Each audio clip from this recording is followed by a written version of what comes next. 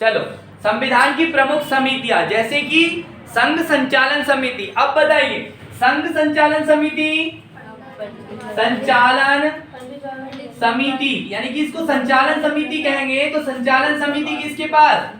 Doctor Rajendra Prasad. कैसे याद किया था हमने कि भाई राजेंद्र प्रसाद ने संविधान सभा को संचालित किया, तो यहां पर क्या हुआ? संचालन समिति।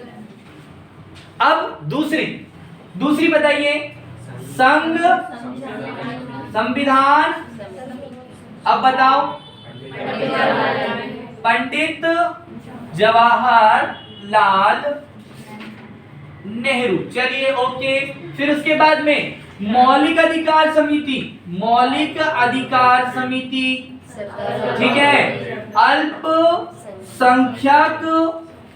समिति, और एक और क्या? प्रांतीय संविधान समिति, प्रांतीय संविधान समिति। वेरी गुड, आपको याद है मतलब, है ना? तो ये तीनों के कौन है? तीनों के हैं सरदार वल्लभ भाई पटेल। सुधांशु, वल्लभ भाई पटेल को सरदार की उपाधि कब दी गई बेटा? अमन, बहुत सरल क्वेश्चन है। रश्मि, ठीक।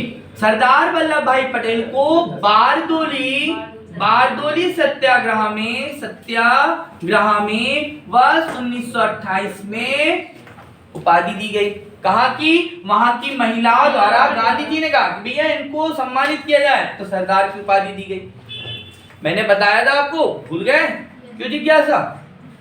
ठीक है। तो बारदोली सत्याग्रह जो है 1928 में हुआ था, और उसमें सरदार वल्लभ भाई पटेल को क्या दी थी? सरदार की उपाधि दी थी। ठीक है ना, ये ध्यान रखना है, भूलना नहीं बेटा। अब आगे, अब इनको मौलिक अधिकार के अध्यक्ष क्यों बनाया, जिसके बारे में मैंने कल चर्चा की थी।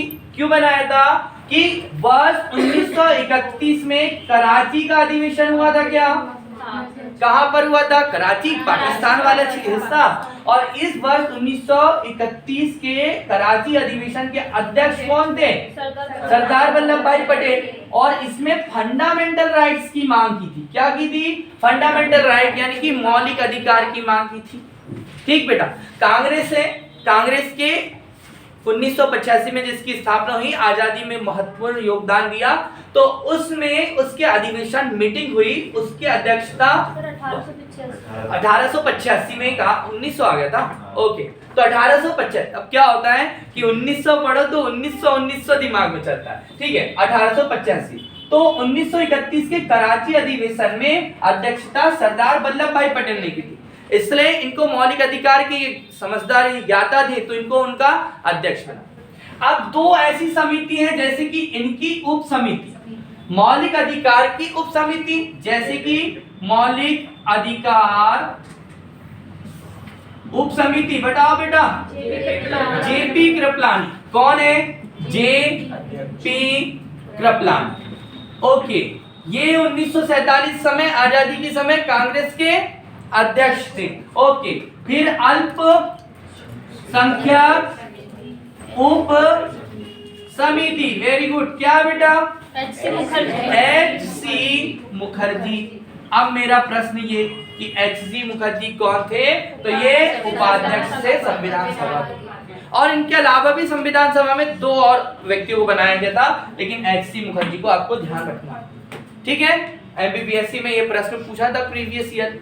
अब भाई प्रश्न तो यहीं से आने, है ना, तो आपको याद है। अब हमने बताया था एक झंडा समिति बताया था, बताओ जरा। झंडा समिति जेपी कृपलानी, ओके, ठीक। ये सारी समितियां हो गई थी, लेकिन इनसे भी ज्यादा इंपॉर्टेंट समिति हमारी एक थी, क्या? प्रारूप समिति थी। अब प्रारूप समिति कितने सदस्यीय दल था? 7 सदस्यीय दल था। संविधान सभा का संवैधानिक सलाहकार किसे नियुक्त किया था? वी.एन. राव को, वेनेगल नरसिंह राव। मैंने आपको कुछ एपिसोड देखने का कहा था, देखे आप लोगों ने? हैं? देखो बेटा, डेली देखो, क्योंकि आपको अगर समझ बनाना है तो आपको देखना पड़ेगा। ठीक है, हाँ ओके। तो अब आती है हमारी इंपॉर्टेंट समिति, कौन सी बेटा? प्रारूप समिति। प्रारूप समिति। अब बताइए अमन पटेल हो या अमन, तो अमन बताओ कि प्रारूप समिति का गठन कब किया गया बेटा? तो किस अगस्त को?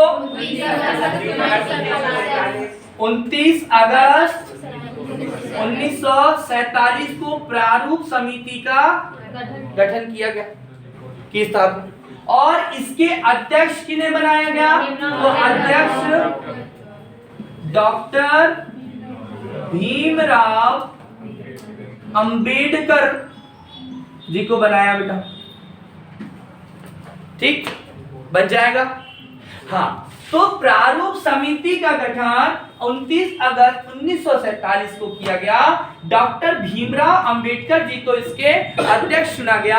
अब मैं प्रश्न आपसे, वो मैंने आपसे पूछा कि संविधान सभा का संवैधानिक सलाहकार कौन था? तो संविधान सभा का संवैधानिक सलाहकार वी.एन. राव, ठीक है, वेनेगल नरसिंह राव। अब ये सदस्यीय दल कितना सदस्य था?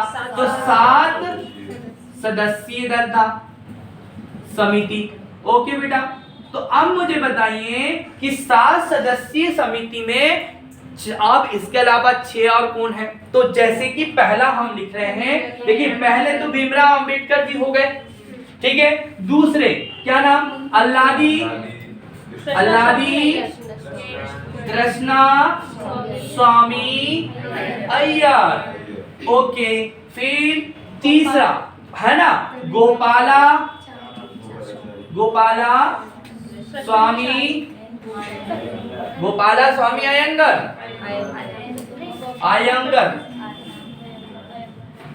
ठीक है। फिर चौथा के.एम. मुंशी, मतलब इनमें हमने क्या बताया था? कन्हैयालाल मणिकलाल मुंशी।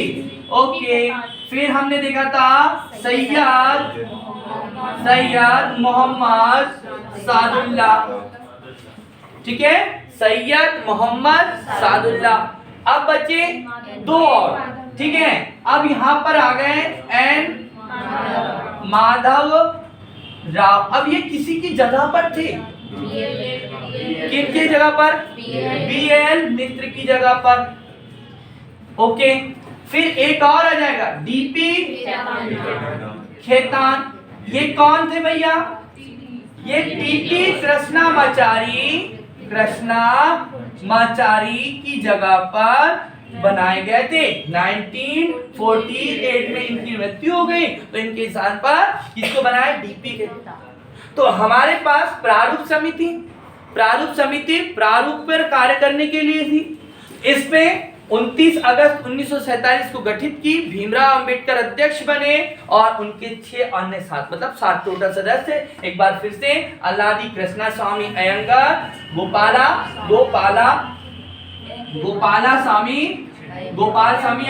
स्वामी Ayyangar, K M. Munshi, Kanhaiyalal Maniklal Munshi, Syed Mohammad Saadulla, N Madhavrao, B L. Mitra और डी.पी. खेतान के नाम से। ठीक, कोई डाउट? भैया ऐसी की ऐसी आपको याद करनी है। अपन आपको ये सोचते हैं कि हम याद कर लेंगे, हम क्या करते हैं, इनको बहुत हल्के में लेते हैं, लेकिन एग्जाम में ये समिति पूछी जाती है, ठीक है, ये समिति पूछी जाती है भाई, अब आपको बताना होता है, ठीक है। तो अब ये प्रश्न आपको ध्यान रखना है, प्रारूप समिति। अब संविधान सभा को हम आगे लेके चलते हैं।